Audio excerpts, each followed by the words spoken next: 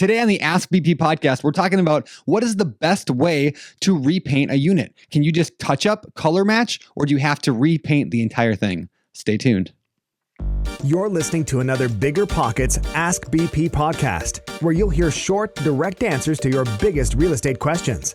Submit your question today on Facebook, Twitter, or the Bigger Pockets forums by using hashtag AskBP. And don't forget to pick up your copy of The Ultimate Beginner's Guide to Real Estate Investing and other great content when you sign up for your free account at biggerpockets.com. With that, let's get to the show. Hey, what is going on, everyone? My name is Brandon, and you are listening to the Ask BP podcast today. I want to thank you for joining me because today we're talking about the bane of my existence. We're talking about paint. See, I've got a tragic story I'm about to tell you in a second, but first, let's get to today's question. Today's question comes from Joseph from Aliso Viejo, I butchered that, California. And Joseph says, repainting versus touch-up. Does paint matching work? All right, so let me give you a quick rundown of what he's talking about, what Joseph means here. When you have a property, like a rental unit that you have tenants in there, they are usually not very friendly to the walls. They get a lot of scuff ups, you get a lot of marks, they, poke holes in it to, hang a picture on, and things happen. The walls get dirty, the walls need to be repainted eventually. It's very, very common. Pretty much after every tenant moves out, we have to do some paint work. So the easy thing to do, you might be thinking, is simply to touch up those little spots that are bad, and then you don't have to worry about it anymore. And ideally, yes, that is the best way to do that. The problem is when you don't know the color. What if you don't know the color that the unit was painted? What if it was painted before you got it? Or what if you weren't very organized when you did the painting? Then what should you do? And so that's a good question as well. I mean, do you just go get a color match? I mean, what a color match is, it's kind of a cool technology. You can take a piece of the wall, like maybe cut out a little section in the closet or whatever you want to do, whatever, and you can take it to a paint store, anywhere from a big box store, or you could take it to, an actual paint store, and they can scan it in their computer and give you a paint that is fairly close. However, that sounds like a complete solution. And for many years, I kind of did that. And every time I struggled. In fact, because it doesn't work good enough. The paint matching is good, but it is not good enough for me anyway. Because what I noticed is, over time, paint tends to fade maybe a little bit, especially if you grab a little piece from the closet or wherever else that's non-conspicuous and you're going to go and color match that. The color might be a little different already, just from being faded from over time. Additionally, the paint is it's never perfect. And so you can always see it. In my opinion, you can always see those spots. And it drives me nuts because I don't want to see it. I don't like the idea that I can walk into a rental unit and there's spot all over the wall. It just drives me bananas.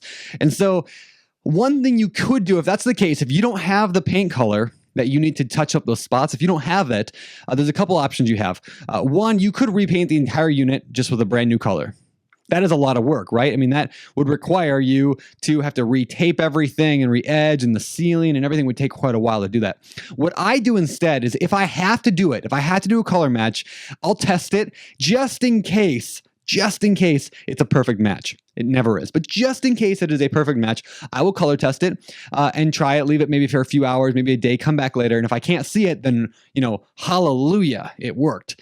That never happens. I can always see it almost every time. And so instead what I do is I will do a quick roll over all the surfaces with the close enough color. And so what I mean by that is you don't have to repaint an entire unit with a brand new color. If you get really, really close, a quick roll over every square inch will usually cover the entire thing and look brand new. It's almost like cleaning. And when I'm talking quick, I'm talking quick. I mean, it's like you can do a quick, as long as you cover it fast, you can do a quick coat and probably an entire 2-bedroom apartment, living room, hallway, probably do the entire thing in an hour and use maybe not even a gallon of paint. I mean, it's just you're just basically wringing out the roll on the wall, and it works really, really well. And when you're done, the place looks spotless and new. And because the color it's not like a little spot here, a little spot there. It's like this very thin over everything. It just all blends together and looks amazing. So that's one tip you can do. Now, when you do that, make sure you keep that color, label it, keep it in the unit, keep it in the house, whatever you got to do. Maybe even make a scrapbook.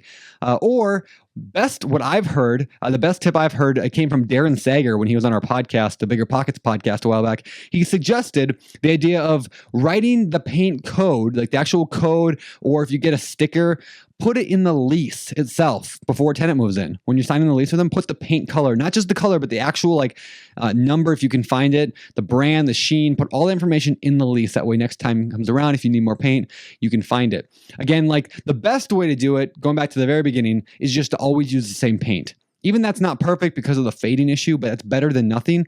But if you have to do color matching, just be careful. Let me end with a story of why I despise color matching. So I had a contractor one time who did a lot of painting for us. And I told him one specific color I wanted to use. It was called Country White. They sold it at like Walmart. And I liked this color and it was inexpensive and it went on really well. And so I was using it everywhere. The problem was they never had it in stock. And I didn't know this. He just knew I wanted that color. So what he would do is every time he would paint a unit, he would go and color match the color. And then he would paint that unit with a color match.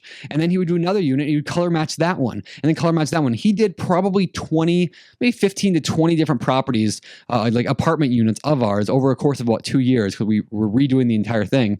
He did a ton of them, and everyone he color matched something. Like, he'd take the paint from the one, and instead of bringing the code in, the number in that he got from the previous batch, he would just paint it on a piece of paper, bring it in, have him color match it. The problem is now every single solitary unit that I own pretty much has a different sheen of Country White.